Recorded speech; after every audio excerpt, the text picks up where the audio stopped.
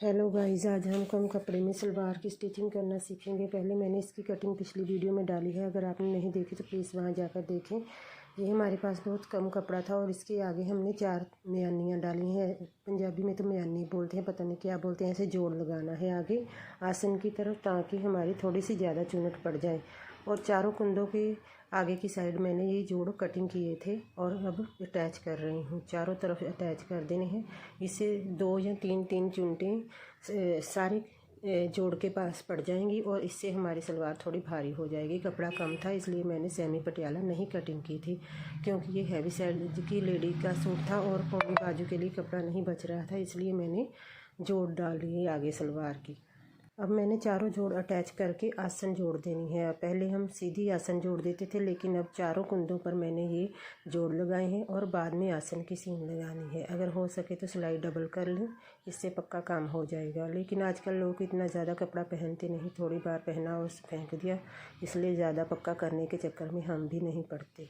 एक तो बार बार धागा निकल जाता है। मेरी मशीन का पता नहीं क्या प्रॉब्लम हो रही है। इसको मैंने ठीक भी कराया था, फिर भी वही हाल है। अब मैंने साइड पर पल्ले जोड़े हैं। जो हमने पल्ले कटिंग किए थे सलवार के, कमीज़ के आगे से निकले थे शर्ट के आगे, वो पल्ले मैंने इसको अटैच कर दिए हैं। वे भी बहुत कम थे, मुझे कम से कम 13 इंच के चाहिए थे, लेकिन ये 11 साढ़े 11 के हैं। फिर भी मैं एडजस्ट कर लूँगी, क्योंकि मैंने कुंदे जो हम 2 इंच लेते थे वो मैंने 2.5 या 3 इंच ले लिए थे, ताकि पोंचा पूरा आ सके। इनको पोंचा भी चौड़ा ही चाहिए था पोंचा, तो फिर ठीक हो गया जाएगा इस तरह से।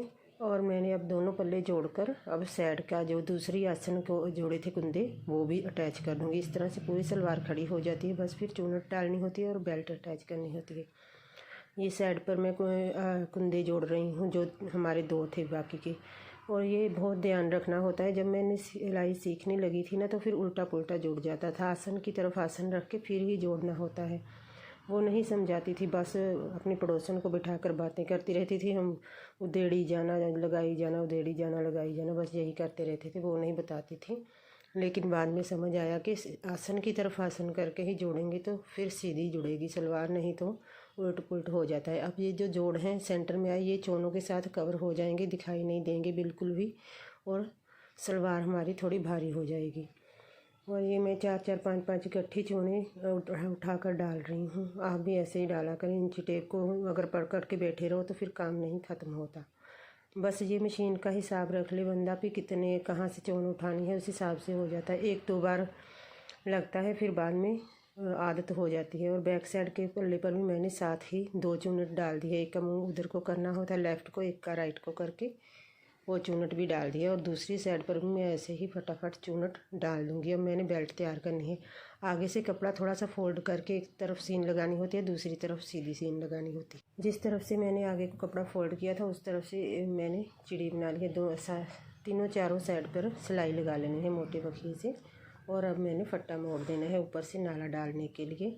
आधा इंच अंदर कपड़ा लेकर और अंदाजे से ही ऐसे फोल्ड करी जाना है। जितना हमारा है वो सीधी सीधी सिलाई लगाई जानी है और हमारा बेल्ट भी तैयार हो जाएगी। फिर पोंचे रह जाएंगे हमारे। बस जल्दी बन जाती है सलवार 1 घंटे में। अगर एक बार बैठे रहो, अगर बीच बीच में उठो तो फिर ज़्यादा टाइम लग जाता है। धागा फिर से निकल गया, लेकिन अब बेल्ट अटैच करनी है। मैंने बैक साइड के पल्ले से 7-8 इंच पीछे को रख के बेल्ट अटैच करनी है। और फिर ये देखो हमारी चौने ज़्यादा हैं, इसी में उधेड़ रही हूँ। सेंटर को सेंटर सीधा लगाकर देख लेना है। अगर कपड़ा कम हो तो चौन देड़ देनी है, अगर ज़्यादा हो तो चूनट डाल लेनी है। और इसी तरह से एक सिलाई में ही हमारी बेल्ट लग जाती है। अब दूसरी साइड पर भी मैं चेक करूँगी कि हमारा पूरा आ रहा है। नहीं, इधर भी चौनट ज़्यादा थी और वो मैंने उधेड़ ली है, क्योंकि इसकी बेल्ट भी थोड़ी ज़्यादा ही थी, क्योंकि मोटी है थोड़ी। और इस तरह से मैंने बेल्ट अटैच कर ली। अब मैंने बुकरम के लिए कपड़ा कट करके रखा हुआ है। ये 2.5 इंच चौड़ी थी बुकरम।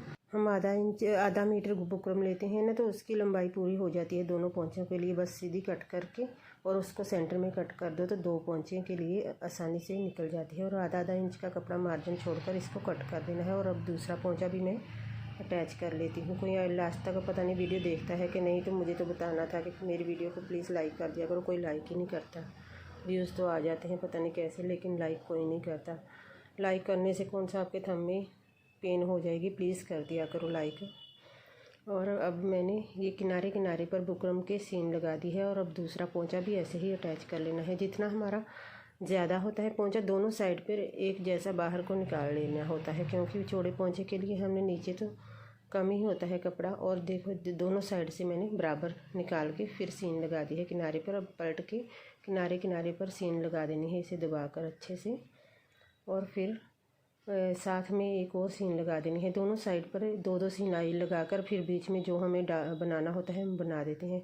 वैसे प्रिंटेड सूटों पर तो ज़्यादा स्क्रॉल ही चलते हैं, क्योंकि यहाँ पर कौन सा कोई डिज़ाइन दिखेगा। अगर मैं डाल भी दूँगी तो प्लेन सलवारों पर डिज़ाइन डालो तो फिर दिखाई दे देता है, यहाँ पर तो कुछ भी दिखाई नहीं देता। और इसलिए मैंने इसमें स्क्रॉल ही भरने हैं सीधे सीधे। स्क्रॉल डालना भी बड़ी मुश्किल से आता है, जब जांच सीखो ना तो ऐसे लगता है जैसे हमसे नहीं होगा। सीधी सीधी लाइन आती है स्क्रॉल डालने समय। आजकल तो बोल रहे हैं कि मशीन भी ऐसी आ गई जो अपने आप ही स्क्रॉल डालती है, पर मेरे पास तो सिंपल मशीन ही है। इतनी भारी मशीन लेके क्या करना है, लोग सिलाई तो देते नहीं इधर ज़्यादा। और ये मैंने सीधी सीधी सिलाइयाँ दोनों तरफ लगा दी हैं और ये स्क्रॉल भर रही हूँ। और फिर मैंने क्या सोचा कि स्क्रॉल भरना क्या सिखाना, मैंने सीधा अब फिटिंग पे ही आ गई। मैंने वो कट कर दिया था स्किप, फिर टाइम वेस्ट होना था, आपका भी कौन देखता है। और ऐसे फिटिंग लगा लेनी है। आगे से 6 इंच, पीछे को 7.5 इंच लिया, ज़्यादा नहीं लेना, फिर अच्छे से नहीं आती उसकी ये तिरछी वाली काट।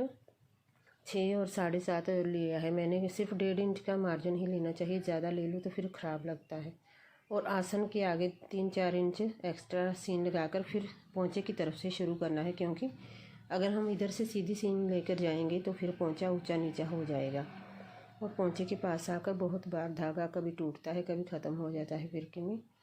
और ऐसे ये जो जोड़ लगाया है वहाँ तक मैंने सीन लगाकर अब फिर से पोंचे की तरफ से शुरू करना है। और जो फालतू कपड़ा है उसे काट देना है, ताकि अच्छे से हमारी गुलाई आ सके सलवार की। 6 इंच और पीछे से 7.5 इंच। कई बिल्कुल बाहर को निकाल देते हैं, वो नहीं अच्छा लगता। अच्छे से निशान लगाकर ही इसकी फ़िटिंग लगानी चाहिए, तभी सलवार अच्छी बनती है। और अगर वीडियो अच्छी लगी हो तो प्लीज़ लाइक कर देना, मैंने पहले भी कहा है। प्लीज़ इसे लाइक कर देना और मेरे चैनल को सब्सक्राइब कर देना अगर पसंद आए तो। न्यू को भी सपोर्ट किया करें।